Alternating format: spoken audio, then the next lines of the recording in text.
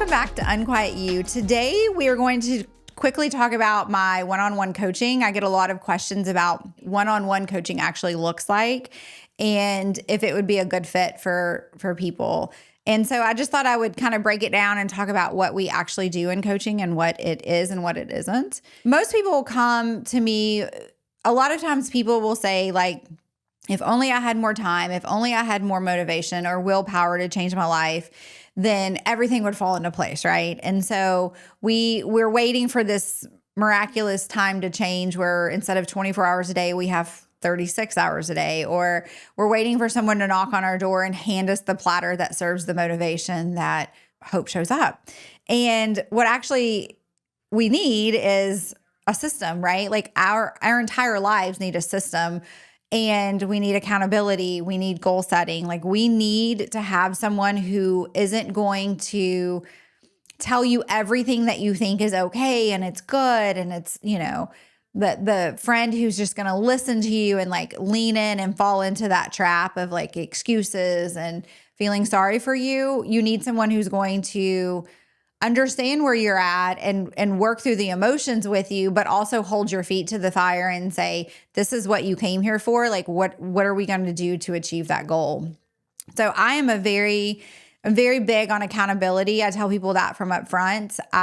When they come in to work with me, I believe the only way that we can change our lives is looking in the mirror, taking full accountability and wanting to make a change and willing to get uncomfortable to make the changes. So that is something we work a lot with in the beginning is the uncomfortableness. It is very uncomfortable to do things that you're not used to doing. It is very uncomfortable to unlearn a lot of the tools and the behaviors that we've learned growing up or through even through adulthood, even whether it's work or relationships, like we all learn patterns. And sometimes when we get to a certain age or we get to a certain point in our life, we realize that that's no longer aligned with who we want to be. But we believe that is just our personality. And it has to be that way. So when people first come to me, we kind of unravel their story of what is the story that you've told yourself your whole life, right? Like for me, part of the story was I was a picky eater and I was super opinionated and I was always hard and cold and that I was very black and white and, I was a great mom. Everyone always says, well, she's just such a great mom. She's such a great mom. And I do believe I'm a good mom. And I believe some of those statements have been true at certain points of my life. But I also realized like those no longer serve the version of me that I want to become. And as I stepped into the new version of me, I don't want to be cold. I don't want to be looked at as being hard or looked at as just a mom. Like I am a human who has desires and has dreams. And I'm so much more than a mom. And I think being a mom is the most beautiful thing ever. It's the name I love to be called more than anything in the world, but there is also more to me than being a mom. And what I had to realize is I had to change some of the parts of my personality that may have served me when I was in survival mode or when I was in fight and flight or as a young kid. Like there's a lot of things that I had to become, or the personality traits that I was told for years that I was always told I talked too much. And for the longest time, I thought that could be a bad thing, when in reality, it's actually worked out great for me. And it's part of who I am. And it's part of the gift that I have that I believe I was brought on this earth to give. So a lot of it is taking apart that personality and saying like, this no longer serves me, but this does. And if we want to change certain things, we have to get very uncomfortable and start telling a new story. And so that's a lot of what the work and the coaching process does. We get really stuck in old patterns. We get really stuck in the same story over and over. It's like, well, this is just what we've always done, right? Like this is who we've always been. But when we dream of the next level version of us, it's a totally different person. They have a totally different outlook. Well, in order for us to get there, we have to unlearn and stop the hamster wheel. We actually have to get off the hamster wheel.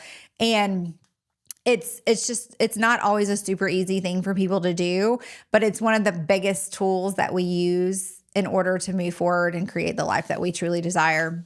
A lot of my clients, I would say most of my clients at some point have a self-worth issue, whether it's from childhood, whether it's from, their first job. I mean, it could be from a partner. There's so many different avenues. It could be through a divorce. It could be through, just families in general. At some point, we lost some self-worth. We lost our ability to show up, to walk into a room, to light up. Like, we lost our ability to trust that we were good enough as we are right now to be a part of this world. And we work a lot on building our self-worth, building our self-confidence, and creating that dynamic within ourselves without outside validation. Every road that I've ever coached on, like every subject is something that I've gone through myself, that I have worked on and built the muscle to change my personality, to change my life, to change the patterns in it. So that is a huge tool that we use. We go through a lot of really deep questions, and sometimes they're really fun and sometimes they're really deep and hard, and we have to get through that layer in order to move forward. But a lot of times people come to me and they'll say, well, my life isn't bad, so I don't think I need a coach. What I say to that is, well, when you're an athlete, they have coaches. They're not bad, right? Like they have a coach to help them get better. And I actually I love my life, but I have a coach because I know that can be so much better. Like, we can have a good life and want it to be great. Like, we can say our life is good, but we deserve better. We know there's something more out there for us. We know that there's a whole nother layer of us that we haven't even uncovered. And a lot of times that's what happens with my clients is that they come in and they're like, I have a good life. There's something inside of me that says there's more. There's something inside of me that keeps boiling up saying there's something else. There's something else. And that's what we uncover. And that's where we get to through doing the work and the accountability and showing up. I think too, a lot of people think it's about giving advice. I actually don't give advice through coaching. My job as a coach is to help you make your own decisions. And a lot of times it's through the questions that we've never thought to ask. It's through the figuring out where the thought came from and working through that emotion of it and getting to the point where we no longer let the thoughts and the beliefs about ourselves that don't serve us play a role, right? Like, it is very easy for us old beliefs to pop in our head. And so it really helps us to reframe those and decide they're no longer serving us and we're no longer going to allow certain things. And that's what we work on in coaching, is that it's about taking you where you're at, meeting you where you're at, and getting you to the level that you desire. Some people have really big, huge dreams and goals, and like they're completely life-changing. And sometimes it's just, I love my life, but I know there's something more. And I want to become that person that is okay to go after it. I want to become that person who is able to show up more for me so that I can show up more for my family, or I can start the business I truly desire. So one-on-one coaching is for everyone. I do tend to work with more women. I do have some male clients. My entire reasoning for doing this is because I saw what one-on-one coaching did for my life and how it completely changed the way I viewed myself, the way I viewed my relationship with myself and with others. And it taught me that it was okay to want more and how to achieve more through true goal setting, not just SMART goals, but like what an actual goal is and how to actually accomplish it in the sense of my aligned version. So we don't do simple goals. Like, we don't do cookie cutter goals that everyone does on New Year's Eve. We do real personal goals that are very meaningful to you as a person.